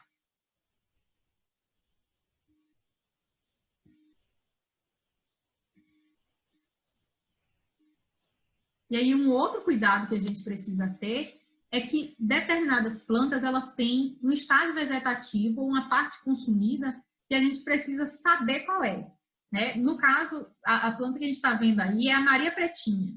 E tem duas fotos aí muito próximas, muito parecidas, de plantas que são do mesmo gênero, mas que são espécies diferentes. Então, a Maria Pretinha, ela pode ser consumida quando está madura, né? Ela verde é tóxica. Então, muitos meninos já, os pais brigavam, não deixavam consumir isso aí porque era veneno. Por quê? Porque criança, às vezes, vai confundir uma coisa com a outra e pode se intoxicar, né? Então, a Maria Pretinha, os frutos, quando são verdes, são salpicados de branco, a fruta é mais brilhosa, né? E uma outra coisa importantíssima é que todas elas, se vocês observarem, esse cachinho mais verde que tem aí na foto, todos os falinhos, os pedúnculozinhos aí do fruto, saem todas do mesmo ponto. São todas saídas do mesmo ponto de inserção, na florzinha, onde era a florzinha, né? E já a erva moura, que é muito parecida, os frutos não são brilhantes e eles são amontoados, o ponto de inserção do pedúnculozinho do fruto é ao longo do cabinho ali, né? De onde era a inflorescência. E ela só pode ser consumida cozida. Então, tipo, para fazer geleia, para fazer algum preparado depois do aquecimento, beleza, mas crua de jeito nenhum. Então, às vezes, se você vai passar uma informação dessa para alguém que você acha que não vai assimilar muito bem, é melhor você não falar, para que não corra o risco da pessoa se intoxicar. Ou então mostrar muito bem qual a diferença de uma planta para outra. Porque em termos de vegetação da planta, são praticamente iguais, né? Em termos de conformação da planta, é tudo muito parecido, porque são do mesmo gênero. E aí são cuidados que a gente precisa ter, de saber. Uma outra planta que desperta muita controvérsia é a bucha. O pessoal aqui na Bahia, no Nordeste, eu nunca ouvi falar que se comia bucha. A bucha, aquela bucha vegetal, ela quando está verde, ela é semelhante a uma abobrinha, é da mesma família. Então, as pessoas consomem a bucha quando está verdinha. Só que aqui no Nordeste tem muita questão de que a bucha é abortiva. Então, é um outro cuidado que tem aí adiante, que fala sobre a questão, pode passar, fala da questão de que nem todo mundo pode consumir em muita quantidade ou toda punk, né? E uma outra coisa também é a forma de preparo. Não só o estágio vegetativo, porque tem plantas que podem ser consumidas quando estão verdinhas, mas depois que amadurece já não presta, para o consumo, mas também a forma de preparo. A gente tem muitas plantas que são potenciais para alimentação, mas que às vezes precisam ser escaldadas, precisam ficar de molho, precisam ir para uma salmoura para depois serem consumidas. E talvez por isso não tenham ainda sido exploradas, né, pelo mercado de produção, pelo agronegócio, por conta dessas sutilezas que tem no seu preparo e na sua produção. Então, dentro das formas de preparo indicada, tem aquelas plantas que podem ser consumidas in natura, né? Tem aquelas que podem ser consumidas tanto in natura quanto processadas, mas que às vezes ficam melhor, ficam mais saborosas quando são processadas. E tem aquelas que precisam obrigatoriamente passar por um cozimento, por um aquecimento para desfazer algum princípio ativo que é antinutricional, né, para garantir a segurança de quem vai consumir. Então aqui a gente vê a foto do caxi, e é uma das plantas das punk que quando ela fica madura, né, ela fica com a casca bastante rígida e a pessoa já não consegue cortar para comer. Ela é uma planta que é interessante quando ela está verdinha, quando ela está novinha, né? Pode passar. E aqui uma outra planta que é muito comum a utilização, principalmente aqui na Bahia, que é o bredo, que muita gente, pela tradição do caruru, né, que a água às vezes está caro, não tem acesso, então colocava as famílias grandes. É muito comum os relatos de que se fazia caruru de bredo, caruru de língua de vaca, né? Esse é o bredo, e a língua de vaca também era utilizada com a mesma finalidade. São hortaliças, olha, são plantas, né, são punk que têm um sabor agradável, né, mas, por exemplo, o bredo ele precisa ser branqueado, ele precisa ser escaldado antes de consumir. O ideal é que passe por um aquecimento, né, descarte a água, um aquecimento rápido, não precisa cozinhar muito, né, e descarte a água, porque tem alguns fatores antinutricionais que podem atrapalhar a absorção de outros minerais no organismo. Se você for consumir uma vez ou outra, não vai sentir nada, não é tóxico. Mas se você tem o hábito de consumir, com o tempo você pode ter perda na absorção de outros nutrientes. E isso também é comum em muitos outros alimentos convencionais, né? A gente, muitas outras coisas precisa colocar de molho ou ferver antes de consumir. É uma planta aí rica em zinco, cálcio, magnésio, né? Que pode ajudar na prevenção de Alzheimer, de Parkinson, né? E tem um papel importante no controle da pressão arterial e estimulante da lactação para mulheres que estão amamentando. Então, são coisas que são bem interessantes, assim, fazem parte da nossa cultura, muitas vezes, que a gente não tem conhecimento do quão importante é consumir bredo. Quanto a gente tem bredo no quintal aí, e torce o nariz se disser de fazer um cozido, de colocar isso, incorporar em algum alimento preparado, né, na sua casa. Aqui em casa, por exemplo, a gente faz muito cuscuz temperado, com bredo e com língua de vaca. Porque dentro daquilo que a gente já consome, se é de pegar uma receita externa, ensinando a fazer um quiche, um não sei o quê, com folha de bredo, coisas que não são do nosso hábito, a gente adapta aquilo que a gente já faz comumente em casa e incorpora essas punk de uma forma que fique agradável, que fique, né, dentro do que já é o hábito familiar. Então, o cuscuz temperado aqui sempre vai uma folhinha de língua de vaca, de bredo, para incrementar, para enriquecer ainda mais nutricionalmente. Pode passar. Então, algumas punk vão precisar de branqueamento, que é quando a gente cozinha rapidamente, né? Quando a gente escalda a planta. Outras precisam cozinhar mesmo, e tem algumas que precisam cozinhar por um tempo maior. Aí o pessoal que é da região que produz muita mandioca, né? Se for fazer maniçoba, que também não é muito da cultura alimentar no sertão, mas que no recôncavo é muito forte a questão da maniçoba.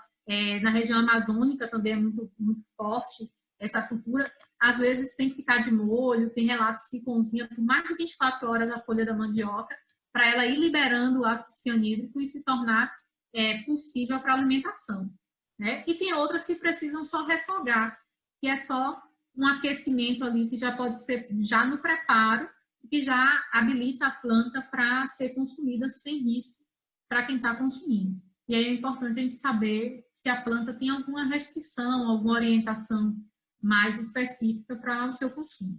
Pode passar.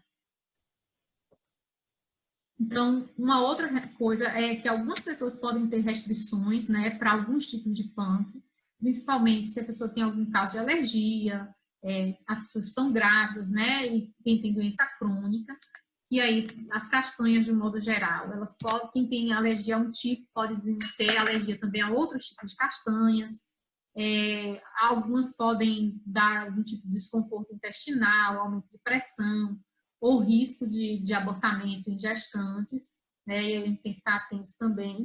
E, principalmente para quem tem hipertensão, a gente tem muita pump que às vezes tem um excesso aí de sais de oxalato de cálcio, né? Que podem desencadear tanto reações alérgicas, que é aquela sensação de que está pinicando a língua, né? São cristais, o oxalato, ele tem um tipo de uns cristalzinhos, em forma de cristal, então dá aquela sensação de estar tá pinicando a língua, como se estivesse coçando, como se estivesse furando mesmo, né? E que é comum em algumas plantas. Tem uma que é muito comum o uso na Amazônia, que é um tipo de pega-pinto. Eu acho que não tem nenhuma foto dela aqui.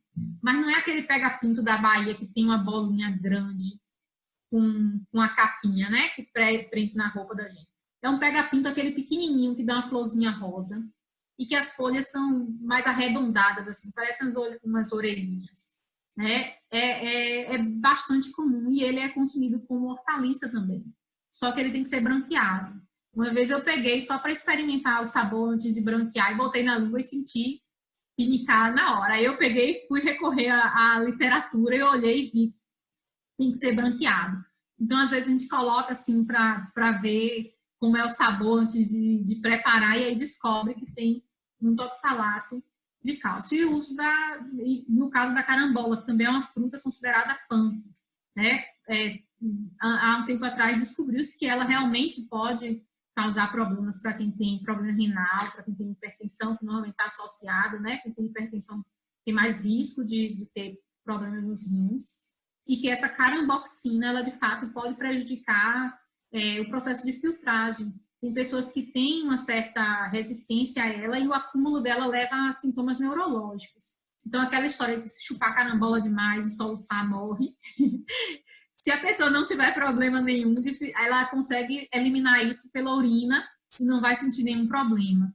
Mas se a pessoa já tem alguma restrição no funcionamento dos rins, pode levar a complicações neurológicas, da pessoa ficar tonta, da pessoa às vezes entrar em coma, né, se consumir em grande quantidade.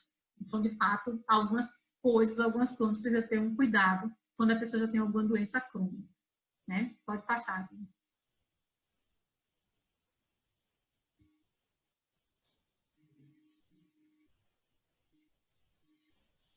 Passa aí, Vivian. Então, para quem vai consumir, né, que vai comprar, o ideal é que a gente possa obter esses frutos, esses produtos a partir de solo sadio, se for fazer coleta, demandar de agricultores familiares, que é um estímulo à capina seletiva, à agrobiodiversidade e à conservação dessas áreas de vegetação nativa, ou produzir as próprias plantas. Aqui do lado, essa foto, né, é de uma fruta chamada beba, que eu ouvia muito falar aqui na região de Serrinha, e aí eu comprei para experimentar. Alguns alunos já tinham trazido para experimentar, e eu comprei, fiz mousse, dá para fazer geleia, ela é rica em pectina, e é bem ácida, então dá uma geleia de boa qualidade. E eu tomei suco, tomei tudo, não tive nenhum problema não, porque em outros lugares ela é chamada cagaita, né? É a famosa cagaita, porque a pessoa, se consumir demais, dá dor de barriga. Além de, se for muito madura, pode ficar bêbada, né? Ter a sensação de estar bêbada, e ela também pode dar dor de barriga, pode dar disenteria. Por outro lado, se a pessoa tem problema de constipação, pode ser considerado um alimento funcional, porque para quem tem dificuldade de evacuar, é uma planta que vai ajudar nesse processo. Ela é da mesma família do jambo. O jambo rosa, o jambo vermelho, ele também tem esse potencial laxativo. Se a pessoa consumir demais, ele também ajuda nesse processo. Então, a gente vai vendo que as plantas que são parentes, né, que são da mesma família, são do mesmo grupo, muitas vezes têm características semelhantes em termos de função. E uma outra coisa que tem crescido muito é o consumo de plantas, né, funcionais, que têm alguma função no nosso organismo. Então, quando a gente conhece, a gente já pode direcionar aquilo que vai fazer melhor para a nossa saúde, para cada caso específico. Pode passar.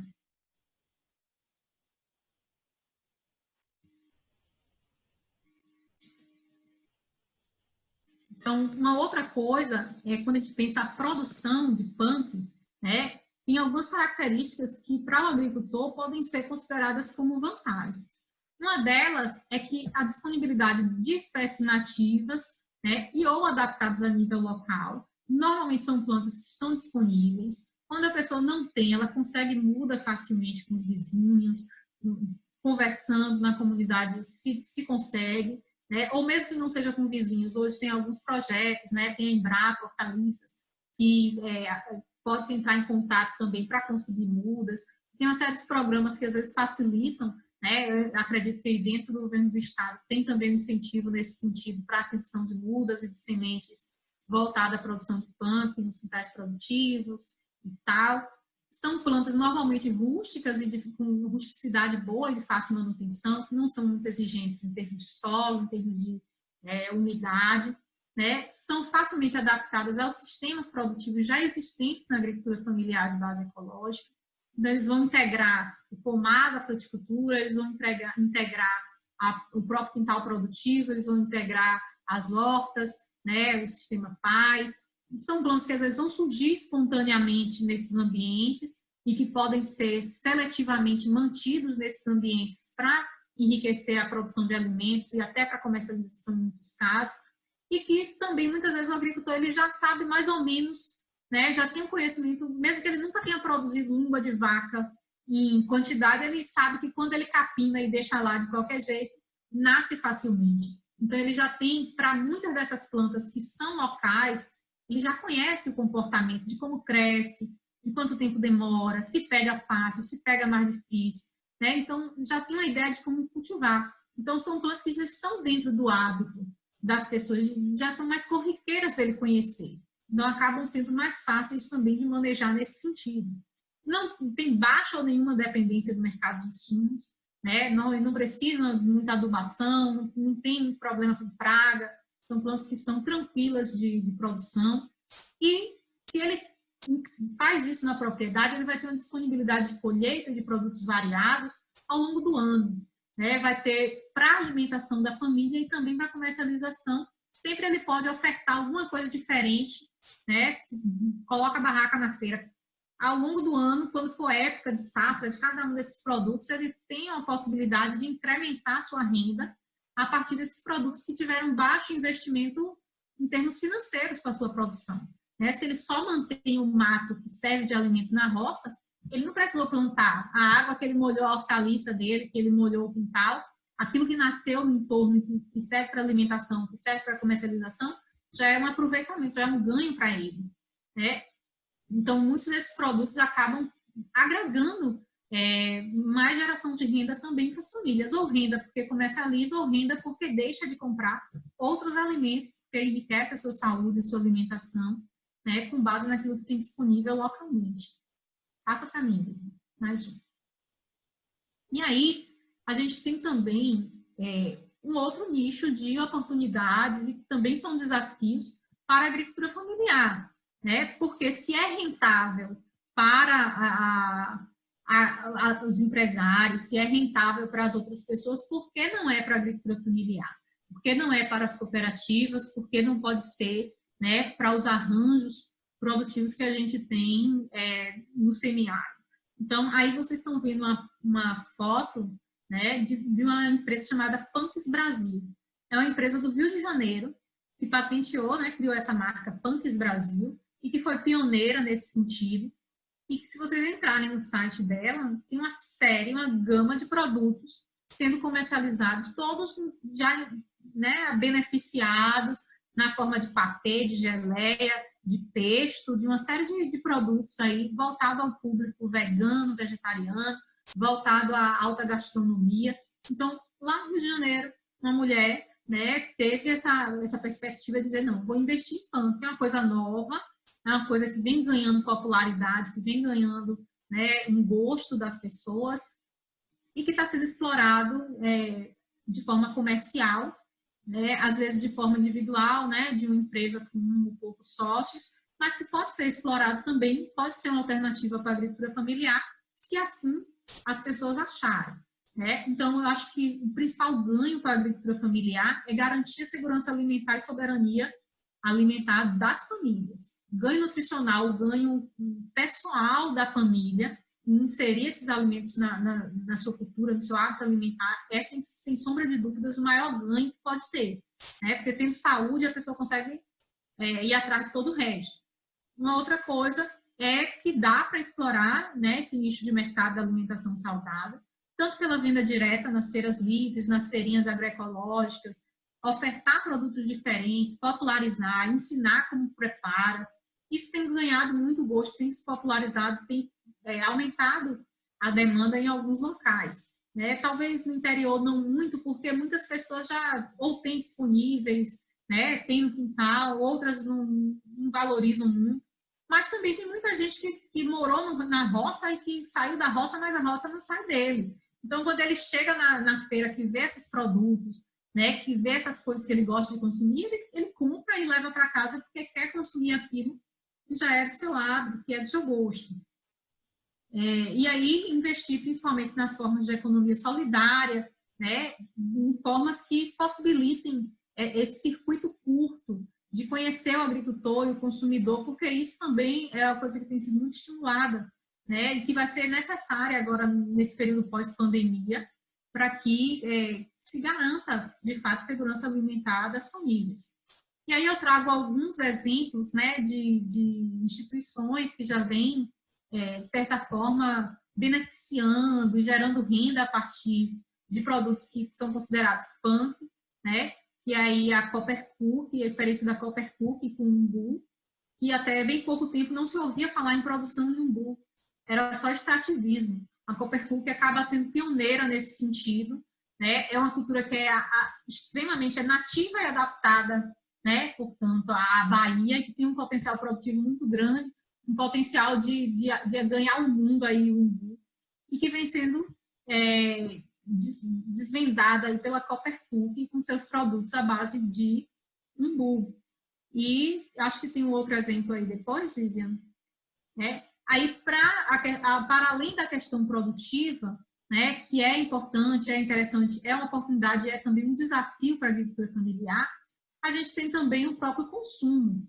Né? E aí eu trouxe alguns sites que trazem cartilhas, que trazem materiais. Um é o Matos de Comer, que é um site muito interessante. Né? Traz aí, eu peguei uma reportagem, um artigo que fala sobre o consumo da leucena. Poucas pessoas sabem que a leucena pode ser consumida por pessoas, né? Pelo consumo humano. Então, a gente não consome as folhas, mas a semente, quando ainda está verdinha, elas são comestíveis, né? E dá para fazer, segundo o relato, né? Eu nunca consumi, fala que é uma mistura de alho com cogumelo, com um toque defumado. Então, eu ainda não consumi, porque o pé de leucena que tem na escola, né? A leucena que tem na escola estava tudo seco quando eu descobri isso. E aí depois veio pandemia, veio tudo. Eu ainda não consumi para experimentar como é esse sabor. Mas pensem que pode ser uma alternativa, de repente, para um tempero diferente, até para a produção de algo diferente, né? A gente pensar esses alimentos não só para experimentar, né? Para ampliar o paladar, para ampliar a variedade no cardápio da família, mas às vezes até para criar algo novo, para comercializar, para colocar no mercado. Né? E é um site que traz alguns materiais gratuitos, que é interessante depois vocês consultarem. Outra é do Slow Food, né? E aí tem um material lá que é muito interessante, que é da Neide Rigo, que é uma gastrônoma. Eu acho que ela é do Rio também, mas ela viaja muito pelo Brasil, tem assim um amor muito grande pela mandioca, então tem muita coisa de mandioca nesse livro. Ela fez um livro Mesa Farta no Semiárido, né? Então ela traz uma série de receitas com produtos da agricultura familiar, com produtos do semiárido. É bem interessante para quem quiser consultar, para quem quiser ver outras possibilidades. Uma das coisas que também é muito estimulado, que é um potencial para a agricultura familiar, é pensar uma gastronomia tradicional, uma gastronomia de base comunitária, aliado ao turismo rural, né, onde as pessoas têm uma experiência diferente de vivência do rural no semiárido, de comer uma galinha caipira com pirão, né, de comer coisas que são tradicionais do semiárido, que muitas vezes as famílias nem sempre valorizam. Então, é ir conhecendo mais e vendo quanto outras pessoas muitas vezes valorizam aquilo que é nosso e a gente nem sempre dá atenção, dá esse devido valor, né, ao que a gente tem disponível. Muitas vezes as pessoas têm muito a questão da valorização pelo que é pago, né, pelo que tem que comprar, e aquilo que tem disponível não valoriza. Então, a gente também mudar a perspectiva, mudar um pouco esse olhar, no sentido de se abrir para experimentar o novo, também fazer com que outras pessoas experimentem. Aí eu trago algumas referências que foram utilizadas e que são materiais gratuitos, materiais que estão disponíveis na internet. O único que não está disponível é esse Plantas Alimentícias Não Convencionais do KNUP, que é um livro que só tem comprado, mas todos os outros são materiais que estão disponíveis e que eu posso, inclusive, encaminhar para vocês, e que é bem interessante assim, a leitura e conhecer um pouco mais. E aí eu queria ouvir um pouquinho vocês, Tem uns minutinhos aí, mas se alguém quiser perguntar alguma coisa, contribuir, que eu falei demais já.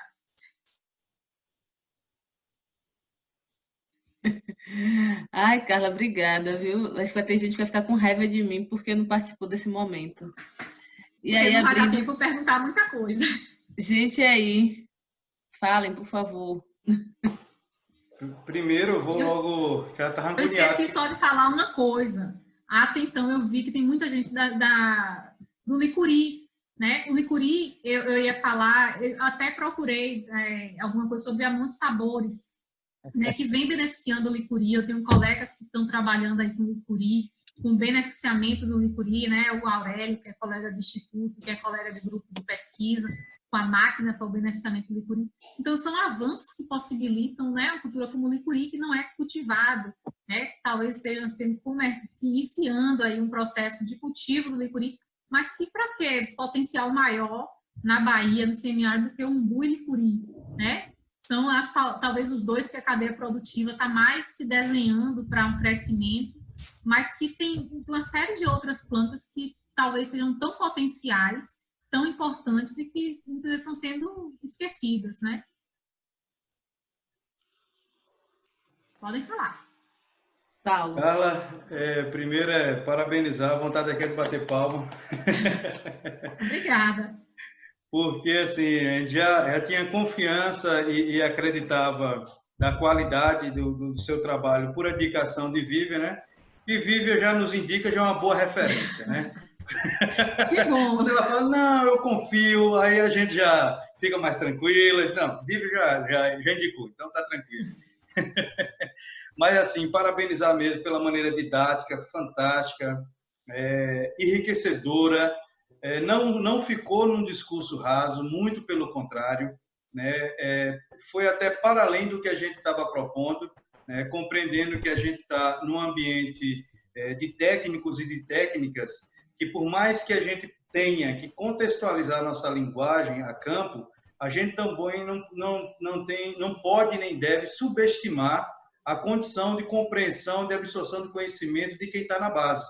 E, para isso, a gente precisa entender, sim, de questões que aí a gente, se a gente fosse falar de punk, dá um curso, dá uma graduação, um doutorado, E aí a gente precisa falar sobre fisiologia da planta, aí você entrava para a parte de toxologia, enfim, mas aqui você já trouxe elementos que o que você fez para a gente é o que Rubem Alves traz, que é a arte de produzir fome. Fome de procurar mais, de conhecimento, é isso mesmo.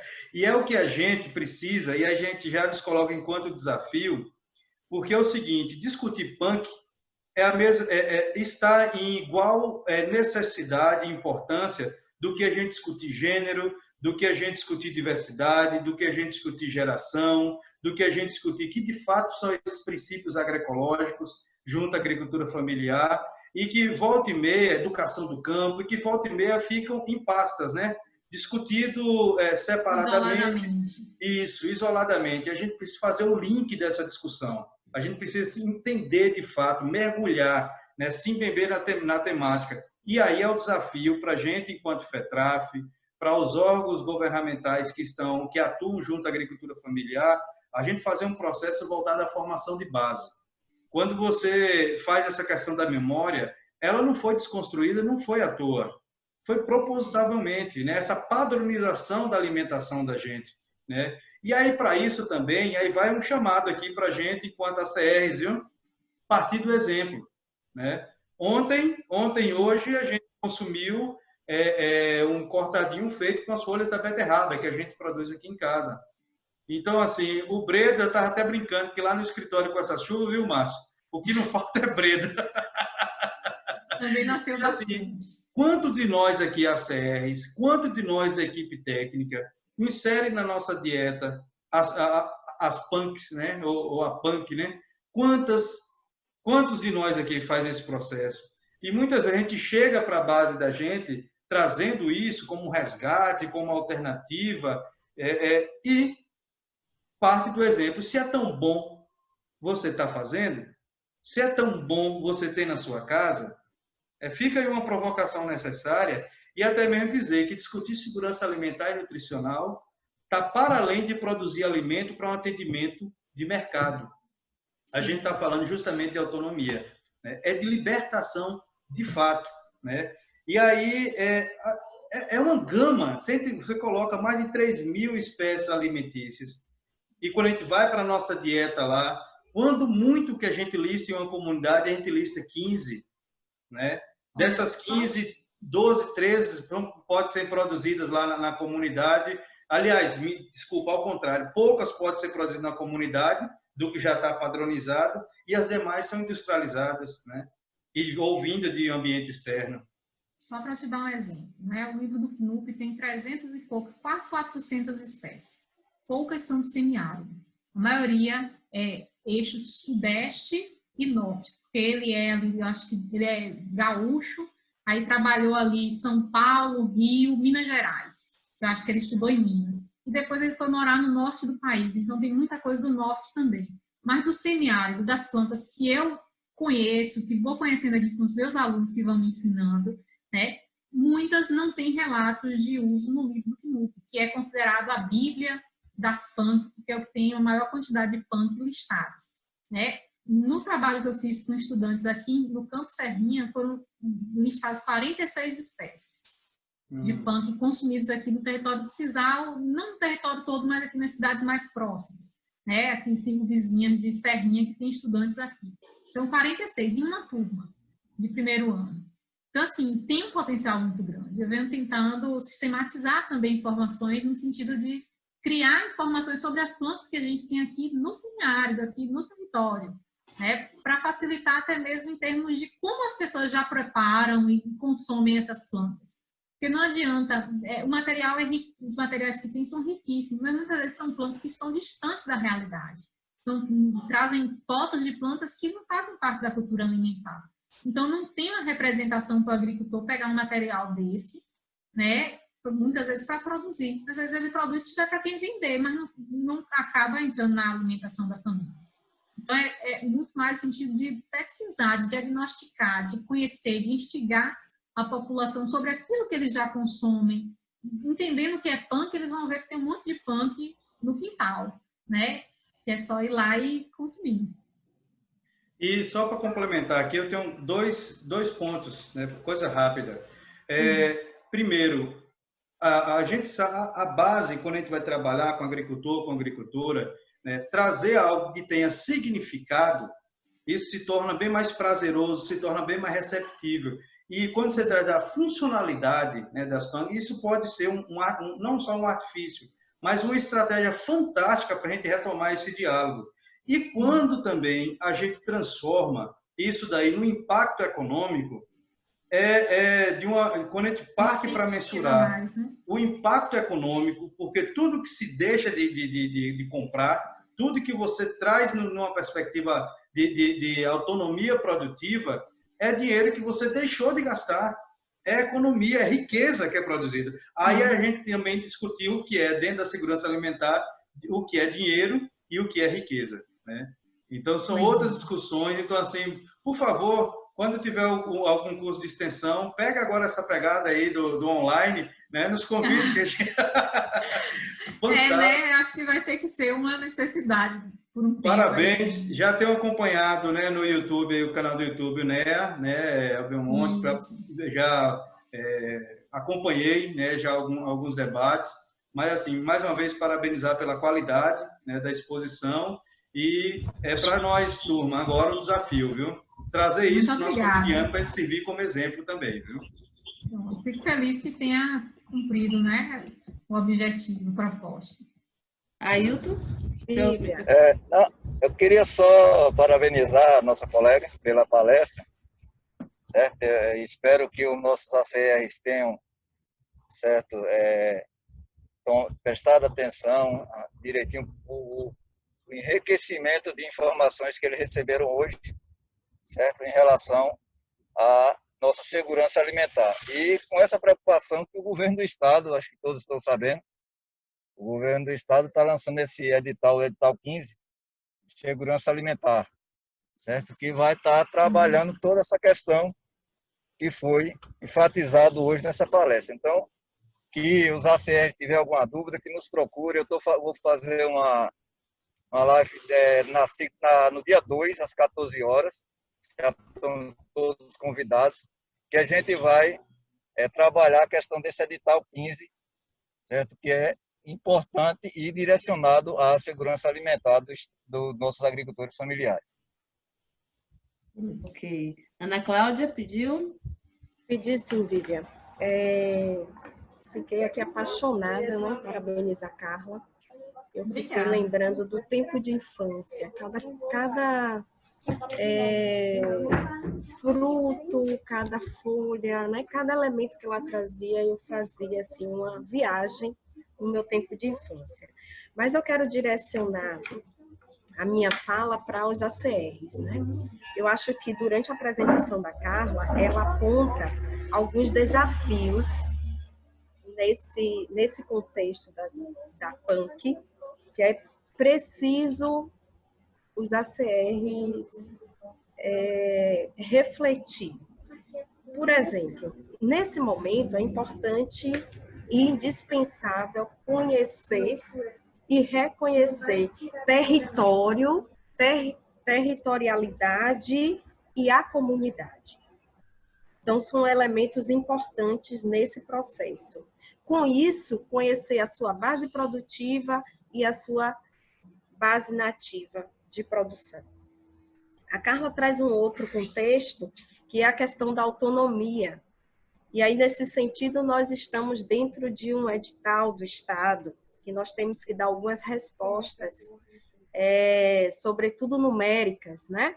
Então, como juntar tudo isso e apaixonar os agricultores nessa perspectiva de trabalhar a segurança alimentar e, para além dos números, numa perspectiva de fato de conhecer o solo, processo nutritivo, ou seja, eu estou chamando a atenção da importância de debruçar em alguns estudos que isso dará conta na relação direta com a comunidade. Então, acho que é um momento bastante rico que nós temos, e aí solicitar, se Carla, então, tiver essa condição de disponibilizar alguns materiais. Eu acho que é muito rico isso. Hoje nós temos na Bahia alguns grupos estudando e escrevendo já matérias científicas sobre as PANCs, né? Sobre a PANC. Então, como a gente juntar aí, catalogar alguns materiais e disponibilizar para os nossos técnicos, nossos ACRs, para dar condição no diálogo na ponta com os agricultores. Era isso. Inclusive, Ana Cláudia, tem um livro, uma publicação que é disponível gratuitamente. Se eu não me engano, é sobre espécies frutíferas potenciais.